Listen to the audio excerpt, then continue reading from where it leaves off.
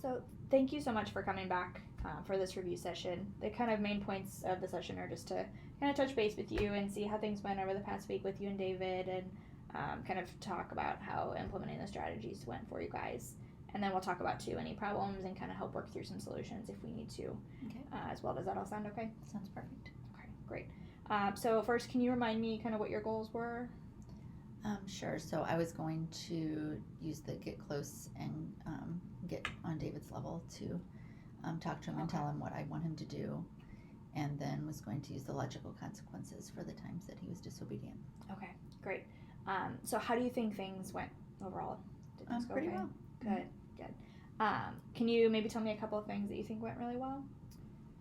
Sure. So telling David what I want him to do, it seems to be going well. He's responding well to that rather than me just telling him what not to do.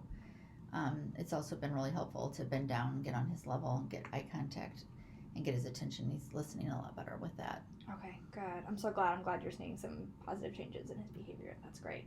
Can you maybe give me an example of a time you were able to use the new strategies? Sure. So there was a time that he was running around the house and I needed him to stop. And so I went in and knelt down next to him and told him that I needed him to stop running in the house. And he listened. So I had started to do it from the other room and caught myself. That's great. Yeah. That's great. Yeah, it seems like you're really seeing some changes when you're able to get his attention focused on you and tell him what you want him to do instead of just, no, I think sounds like you're seeing some real positive changes in that, and that's great. Definitely. And that he's listening a lot better then. That's good. And you're remembering the plan too, which is great. A big part of it. Yeah. So maybe were there some times where things didn't go so well? There was another time where he was playing really rough with his toys, and I told him that he needed to stop, and I did go over and I knelt down next to him and I told him he needed to be gentle with his toys, and he still just kept throwing them and was just being really rough, and so I took him away, and he was not happy about it at all and kind of threw a fit. Well, and that can be frustrating for you, right? Whenever he's not listening, and then the fit on top of it, that's a lot at once. Is there anything that you feel like you could have done differently in that situation? Yeah, when I thought about it later, I realized that I was frustrated and annoyed that he was not listening and that he then was throwing the fit. But I didn't tell him that he wasn't listening and that he wasn't being gentle, and that's why I was taking them away for 5 minutes. And I knew I was going to give them back in 5 minutes, but I didn't tell him that. Well, and in the moment, it's a lot, right? You're focusing on the problem, and so removing the problem from the situation, which in this case was the toys, and so you're focused on that and getting the toys away so that hopefully you guys can move forward and he'll calm down. And you're also focused on him and his reaction, and then there are your feelings as well. Like you said, you were frustrated, and all of that is overwhelming on its own. And then on top of it all, you're trying to remember your parenting plans, which is multiple steps, and that can be overwhelming in the moment also. It's just a lot. So is there something that you can do, you think, in the moment, or something that would help you remember kind of what your plans are? Well, I think maybe if I just stopped and kind of took a deep breath for a second and got myself calmed down before I did the natural or the logical consequence, then I think that would have helped, and I would have taken the time to explain to him what was happening and why and how it was going to go. Okay, yeah, that's great. I think that taking a moment to just kind of recenter yourself and think through kind of what your next step is, and to remember your plan, to take that moment. I think that's a really great idea. So then, in the same scenario where David is continuing to play rough with his toys after you've already asked him to play gently, and what do you think is how would that go then with this new step? I think I would stop and take a breath and make sure I've got myself centered, and then just tell him, David, you're not being gentle with your toys, and so now you can't play with them for 5 minutes. Okay, that's great. That's awesome. Do you maybe want to add that to your parenting plan? Okay. So that way it'll help you kind of remember next time. Sure.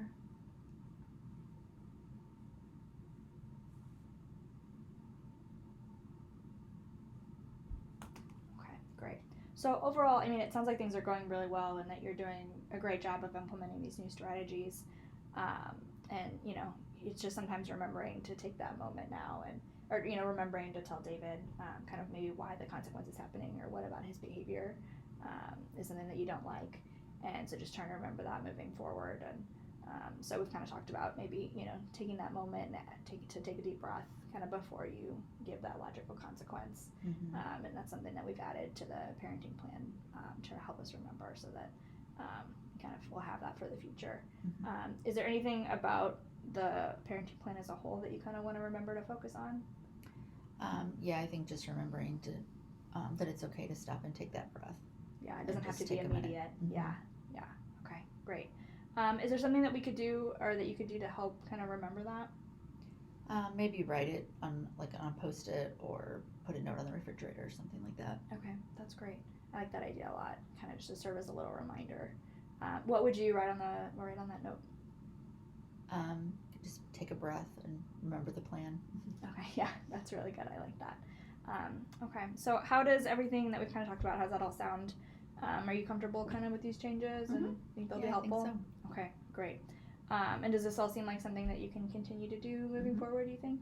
Yeah, definitely. Okay, good.